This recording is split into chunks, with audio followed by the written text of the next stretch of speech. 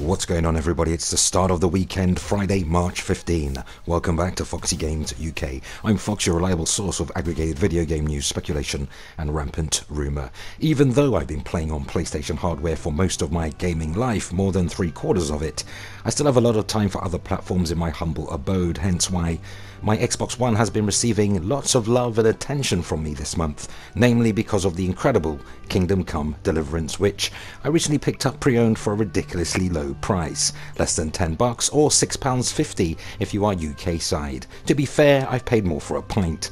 If you're into medieval RPGs, that is the genuine article of an RPG experience, you really ought to play it and see what I mean. You're in for a very, very slow start with this one, but honestly, stick with it. The payoff is incredible.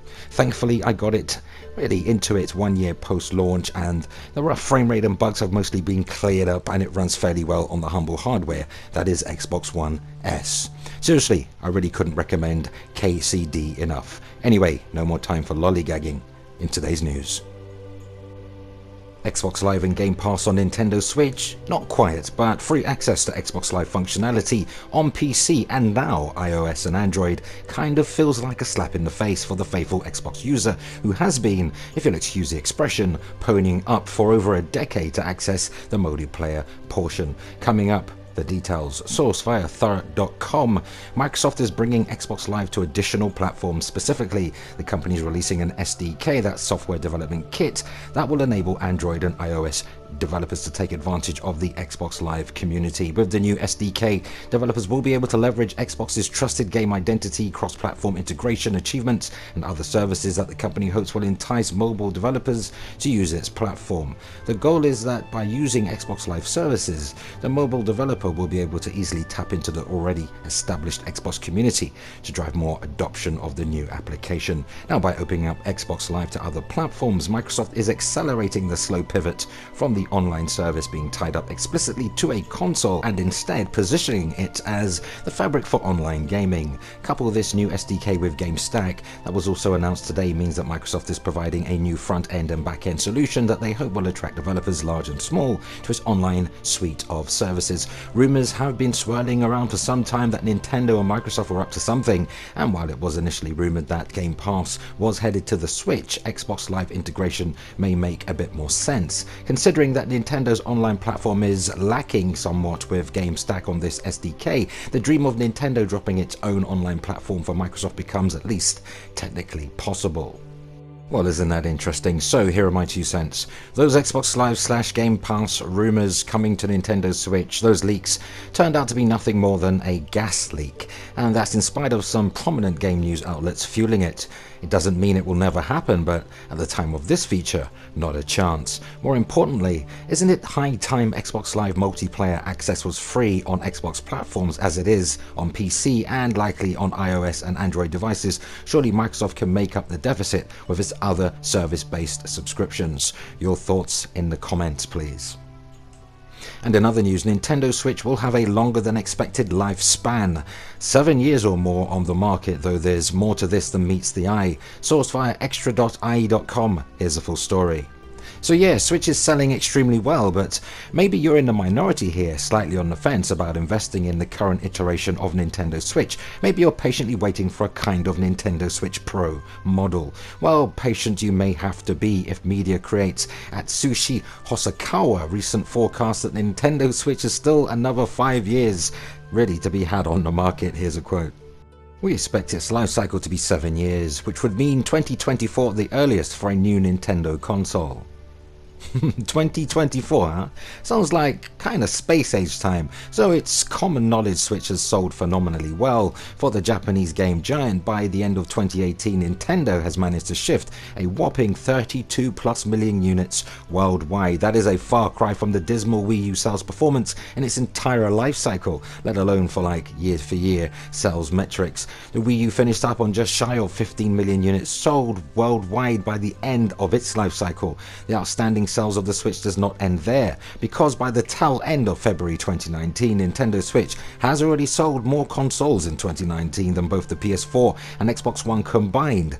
Well, almost. Switch moved 284,000 units compared to 189,000 for PS4 and 101,000 for the Xbox One unit sales. While it's unlikely that we'll get a brand new console from Nintendo anytime soon, there are multiple sources / rumors that Nintendo will release either a more affordable Switch unit or a more powerful one. Nintendo isn't the only company that will be updating their console lineup in the near future. PlayStation and Xbox readying their respective next-gen platforms for an upcoming 2019 showcase. Though the 7 years isn't to be taken too literally. I mean, Switch has already enjoyed a healthy 2 years on the market, and with 5 more years of support does in no way rule out Switch successors really within that period. Take the 3DS for example, a portable system now 7+ years on the market, and the 3DS as technology goes is as old as the hills, and yet it continues to receive software support to this day. Though it must be said, 3DS game releases are inevitably starting to dry up, so yeah, I can see a 7-year Switch. I can also see a Switch 2.0 releasing in, say, mid to late 2020 or 2021 at the very latest. But what say you? And in our final news segment, Sony has shot down the many outlandish rumours that has permeated the Ethernet regarding a Take-Two takeover. Take-Two is the publisher behind the phenomenally successful Grand Theft Auto and Red Dead Redemption series, among other big titles such as WWE and NBA 2K. Interestingly, it didn't take Sony long to dispel this rumour, and yet hasn't done so for the most outrageous of PS5's so-called quote-unquote leaks, which is rather curious. So we have our first Sony Corp denial of the year, following reports the company has plans to purchase the Rockstar parent company, Take-Two. I really reported this unbelievable by anyone with 2 brain cells to massage together fake story that pretty much sent social media into a bit of a tizzy. Sony were supposedly in advanced board level discussions to acquire Take-Two Interactive. Need I remind you, they are the publisher behind juggernaut franchises such as Red Dead Redemption, Grand Theft Auto, and even Civilization, in what could have been one of the biggest acquisitions in the entertainment industry since Disney Fox. Just the implication of Sony buying Rockstar's parent company could have led to a world where Grand Theft Auto 6, Red Dead 3, and the much lauded sports series NBA 2K ending up as bona fide PlayStation 5 exclusives.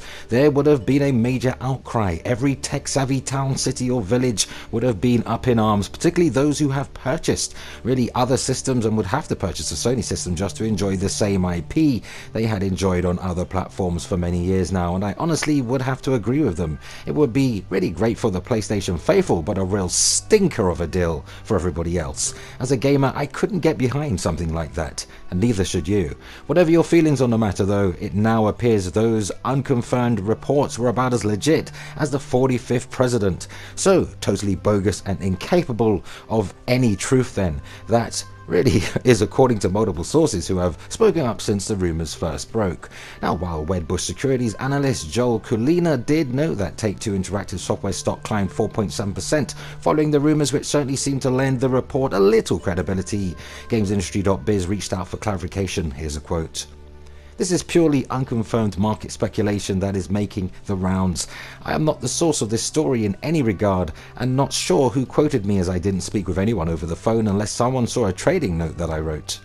Yeah, okay. It might also be worth pointing out that the writers of the original Market Watch piece, Sue Chang, confirmed to GamesIndustry.biz that Kulina's note was the only place they'd actually heard the rumour. Ladies and gentlemen, this is incredulous. Even those who reported on the rumours, including myself, expressed much skepticism. Thinking about it for a moment though, Grand Theft Auto Online alone generates so much money for Take-Two, not to mention all of its other record-breaking franchises. Why on earth would they part with it? And why would Sony have paid the price for such an acquisition? I mean, Sony aren't exactly struggling financially right now, but it would be foolhardy to part with such ridiculous sums of cash for Take-Two, at least in the short term. Take-Two franchises historically sell better on PlayStation, and its many franchises will always be available on Sony hardware. So really, what's the point in denying Xbox and PC gamers Rockstar greatness? More recently, Bloomberg tech reporter Yuji Nakamura took to Twitter to announce that Sony confirmed to him there is, and I quote, absolutely no truth to the reports of a Take-Two buyout. It certainly goes to show you really cannot take too many of these rumours seriously. Yes, the pun was intended. But what say you? Do share your thoughts and opinions on today's news, because that unfortunately brings us to the end of another video, but let's continue the discussion in the comments. And for all your current and next gen news updates, rumour and rampant speculation, hit the like button, spread the word, and oh yes, keep it locked to Foxy Games UK. Remember, all relevant links where applicable can be found in this video's description. Subscribe to Foxy Games UK, remember to hit the notification bell so you never miss content, thumbs up if you like it here, and help us reach more like-minded gamers simply by sharing the video. Consider supporting Foxy Games UK via Patreon, and or grab yourself a Foxy Games UK branded t-shirt or hoodie available in various colours and designs, and you'll find both links in the video's description. I really appreciate the support. So, don't forget the Gamer Couch podcast each and every Sunday live, this Sunday from 5 PM ET and 10 PM if you're in the UK, moderated by Kat aka Bullet Hell Honey. So don't miss that. So, that concludes our time together today. It was great hanging out. Do enjoy your weekend. And until the next video, remember, play games, not corporations.